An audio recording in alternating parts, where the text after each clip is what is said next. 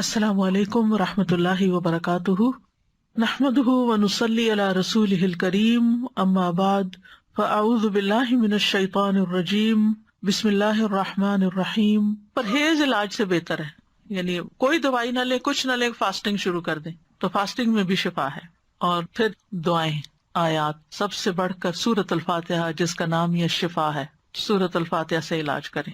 خارجہ بن سل تمیمی اپنے چچا سے نقل کرتے ہیں، ایک مرتبہ وہ رسول اللہ صلی اللہ علیہ وسلم کی خدمت میں حاضر ہوئے۔ جب واپس جانے لگے تو ایک قوم کے پاس سے گزرے جن کے ہاں ایک مجنون آدمی تھا، یعنی اس کا ذہنی توازن ٹھیک نہیں تھا۔ اسے انہوں نے لوہے کی زنجیروں سے باندھ رکھا تھا۔ اس کے اہل خانہ کہنے لگے، ہمیں معلوم ہوا کہ تمہارا یہ ساتھی یعنی نبی صلی اللہ علیہ وسلم کو خیر لے کے آیا ہے، وہ خود نہیں ہوں گے مسلمان، نہیں پتا ہوگا، تو کیا اس کے پاس کوئی ایسی چیز ہے کہ جس سے علاج کیا جائے اس کا؟ وہ کہتے ہیں کہ میں نے سورۃ فاتحہ پڑھ کر دم کیا تو وہ ٹھیک ہو گیا۔ یقین اصل چیز ہے نا، کہ یقین کتنا ہے۔ ایک لیکچر یقین پر بھی ہونا چاہیے، کیونکہ نا دین کے معاملے میں، دعاؤں کے معاملے میں ہمارا یقین نہیں ہوتا۔ الثقۃ باللہ۔ پھر جو منزل ہم پڑھتے ہیں اس میں سورۃ فاتحہ کے علاوہ آیت الکرسی ہے، البقرہ کی آخری 2 آیات ہیں، کیونکہ نبی صلی اللہ علیہ وسلم نے فرمایا جس نے سورۃ البقرہ کی آخری 2 آیات ایک رات کو پڑھی وہ اسے ہر آفت سے بچانے کے لیے کافی ہوں گی۔ اور آیت الکرسی کا تو فائدہ آپ کو معلوم ہی ہے۔ پھر معوذات ہیں، قل هو اللہ احد، قل اعوذ برب الفلق، قل اعوذ برب الناس۔ نبی صلی اللہ علیہ وسلم نے فرمایا صبح اور شام 3 بار معوذات کہہ لو تو یہ ہر چیز سے تمہیں کفایت کریں گی۔ پھر یہ دعا جو کل میں نے آپ کو بتائی تھی، انی مسنی الضر وانت ارحم الراحمین۔ اور اگر وسوسے آ رہے ہیں بہت اور بے چینی ہے اور دل پریشان ہے تو انی مسنی الشیطان بنصب وعذاب، کہ شیطان نے مجھے سخت تکلیف اور عذاب میں ڈال رکھا ہے، یعنی وسوسوں اور نیگیٹو تھنکنگ کی وجہ سے۔ حضرت ایوب علیہ السلام کا حال یاد کر کے اور پھر انت ارحم الراحمین بھی کہیں ساتھ۔ اور پھر ایوب علیہ السلام کا انداز جو ہے نا دعا کا، وہ بڑا خوبصورت ہے، وانت ارحم الراحمین، اور اپنے حال کا ذکر کیا کہ اللہ میں تکلیف میں ہوں، آپ جانتے ہیں۔ تو ہم اس طرح بھی دعائیں کر سکتے ہیں، یا اللہ آپ نے ایوب علیہ السلام کو صحت دی تھی، یا اللہ آپ نے زکریا علیہ السلام کو بیٹا دیا تھا، یا اللہ آپ نے یوسف علیہ السلام کو لوٹا دیا تھا، یا اللہ آپ نے موسیٰ علیہ السلام کی حفاظت کی تھی، یا اللہ آپ میری یہ تکلیف دور کر دیں۔ سورۃ الانبیاء میں وہ اتنی خوبصورت دعائیں پڑھتے ہیں تو دل پگھلتا ہے، سارے انبیاء کی جو دعائیں قبول ہوتی گئیں ان کا واسطہ دے کر کے اللہ آپ نے ان سب کی دعائیں قبول کی، آپ میری بھی دعا قبول کریں اور میری یہ تکلیف دور کر دیں۔ اور پھر یہ ہے کہ جیسے نیک لوگ اللہ سے اچھا گمان رکھتے تھے، ابراہیم علیہ السلام نے کہا وَإِذَا مَرِضْتُ فَهُوَ يَشْفِينِ، وہ مجھے شفا دیتا ہے جب میں بیمار ہوتا ہوں۔ یہ یقین ہو اور پھر اس طرح شفا مانگے اللہ سے کہ اللہ تعالیٰ آپ کے ہاتھ میں شفا، بیدک الشفا۔ پھر وہ جو مسنون دعائیں گرین کارڈ کی ہیں، امسح البأس رب الناس بیدک الشفا، لا یکشف الکرب الا انت، اے لوگوں کے رب تکلیف دور کر دے، تیرے ہی ہاتھ میں شفا ہے، تیرے سوا اس کو کوئی دور کرنے والا نہیں۔ نبی صلی اللہ علیہ وسلم بیمار پر ان الفاظ کے ساتھ دم کیا کرتے تھے۔ اور پھر ایک اور روایت میں آتا ہے، انس رضی اللہ عنہ کہتے ہیں کہ میں تم پر وہ دعا پڑھ کر کیوں نہ دم کروں جسے رسول اللہ صلی اللہ علیہ وسلم پڑھتے تھے۔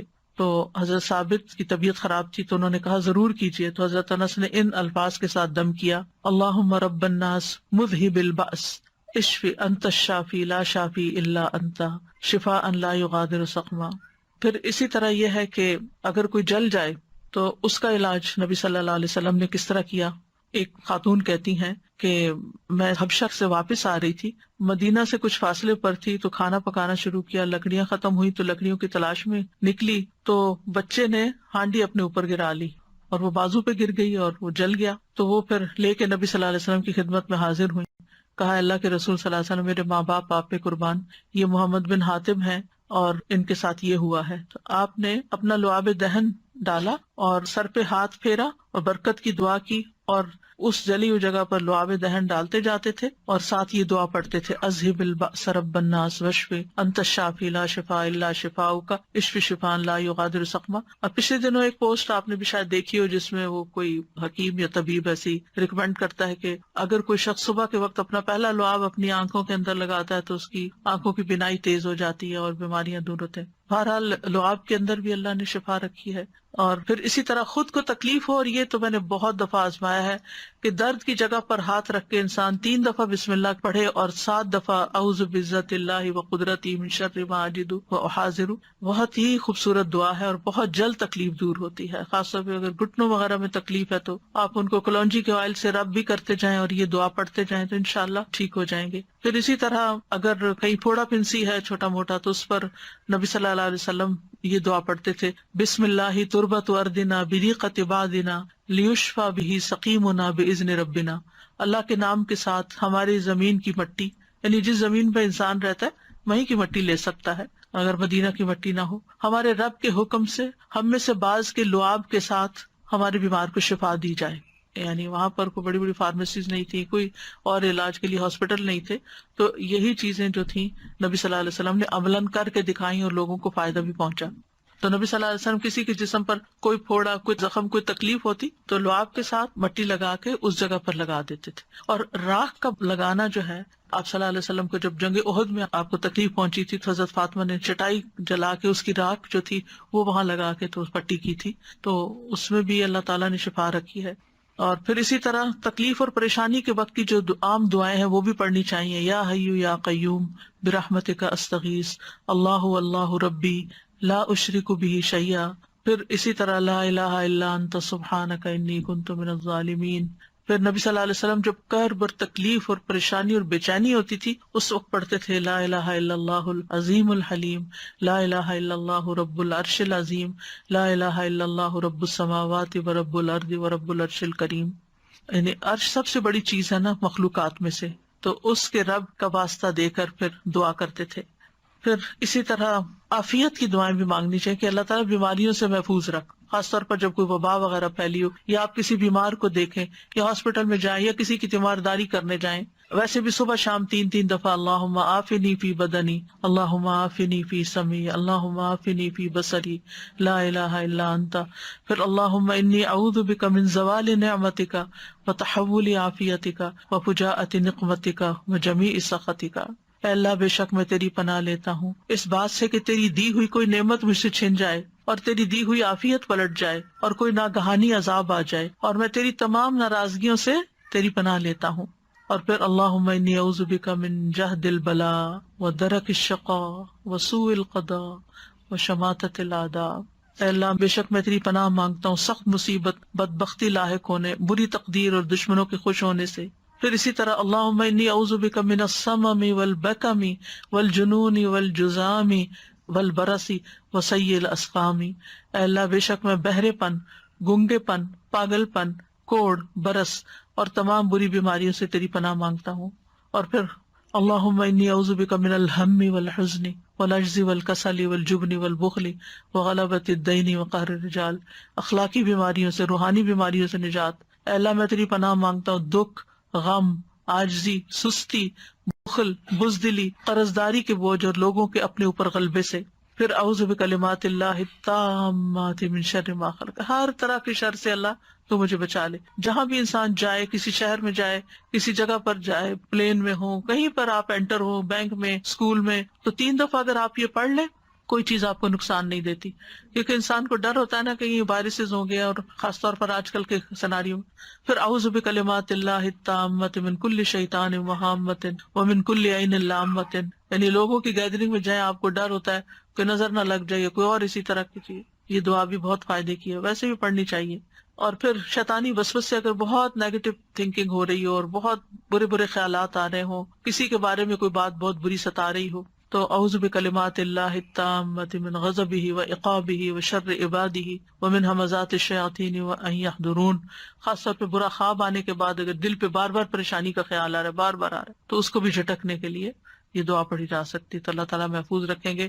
بس آخر میں چند موٹی موٹی باتیں کہ اگر آپ کسی بیمار کے پاس جائیں تو کن چیزوں کا خیال رکھیں، کیونکہ مریضوں کی عادت کا حکم دیا گیا ہے، کیونکہ اس سے انسان کو اپنی نعمتیں یاد آتی ہیں اور انسان کو آخرت کی یاد آتی ہے. اور مسلمان کی عادت جو ہے وہ دوسرے مسلمان پر حق ہے، خاص طور پر اگر کوئی قریبی لوگوں میں سے ہو. نبی صلی اللہ علیہ وسلم نے فرمایا جب کوئی شخص اپنے کسی مسلمان بھائی کی عادت کرتا ہے تو وہ جنت کے باغات میں چلتا ہے یہاں تک کہ بیٹھ جائے، اس کے بیٹھنے پر اللہ کی رحمت اسے ڈھانپ لیتی ہے. اگر واقعی عیادت کی نیت سے کسی کے پاس جاتے ہیں اور عبادت کی نیت سے، اور اگر صبح کے وقت جائے تو شام تک 70,000 فرشتے اس کے لیے دعائیں بخشش کرتے ہیں، اور شام کو جائے تو صبح تک، یعنی اتنا بڑا اجر و ثواب ہے۔ اور عیادت نہ کرنے والوں کی مذمت کی گئی ہے۔ اللہ تعالیٰ قیامت کے دن فرمائیں گے کہ میرا فلاں بندہ بیمار تھا، تو نے اس کی عیادت نہیں کی، یعنی تم نے اس کا حال ہی نہیں پوچھا، اگر تو اس کی عیادت کرتا تو مجھے اس کے پاس پاتا۔ عیادت کرتے وقت اسے اجر کی خوشخبری دی جاتی ہے، اور مریض کو دعا دے کر خوش کریں، ہو سکے اس کو دم کر دیں اور دعا کا کارڈ دے دیں، کوئی بھی ایسی چیز اس کو بتائیں کہ یہ بیماری اس کے درجات کی بلندی کا ذریعہ، اچھی باتیں کریں، حوصلہ افزائی کریں، غم گساری کریں۔ اور عیادت کے وقت کی دعاؤں میں لا بأس طہور انشاءاللہ، کوئی بات نہیں، ٹھیک ہو جاؤ گے، سب صاف ہو جائے گا۔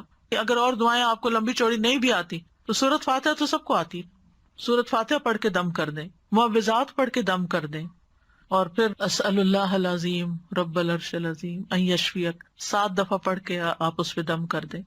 نبی صلی اللہ علیہ وسلم نے فرمایا جو مسلمان کسی بیمار کی عادت کے لیے اس کے پاس آئے جس کی موت کا وقت نہ آیا ہو، اور 7 مرتبہ یہ پڑھے تو اللہ تعالیٰ اس کو شفا عطا کر دیتا ہے۔ تو یہ بیمار کے لیے پڑھنی چاہیے۔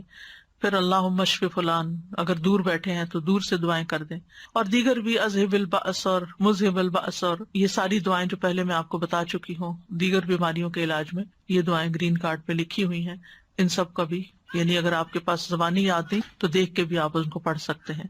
اور ساتھ اپنے لیے بھی ایک دعا مانگیں کہ اللہ مجھے اس سے عافیت میں رکھنا، یعنی الحمدللہ الذی عافانی مما ابتلاک بہ وفضلنی علی کثیر ممن خلق تفضیلا۔ تو حدیث میں آتا ہے کہ جو یہ پڑھے گا اس مصیبت سے محفوظ رہے گا جس میں دوسرا مبتلا ہے۔ تو اللہ تعالیٰ ہمیں بیماریوں میں اور ساری تکلیفوں میں درست رویہ اختیار کرنے کی توفیق دے، اور سنت کے مطابق علاج بھی اور بہیو کرنے کی توفیق دے جس سے اللہ تعالیٰ راضی ہو جائے۔ یہ ایک بھاری امتحان ہے، اس امتحان کو پاس کرنا ضروری ہے، اور پاس کرنے پر بہت بڑے درجات ہیں، اور اگر انسان اس پر ناکام ہو جاتا ہے تو دنیا میں بھی تکلیف اور آخرت کی بھی تکلیف۔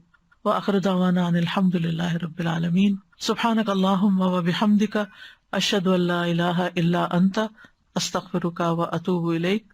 السلام علیکم ورحمۃ اللہ وبرکاتہ۔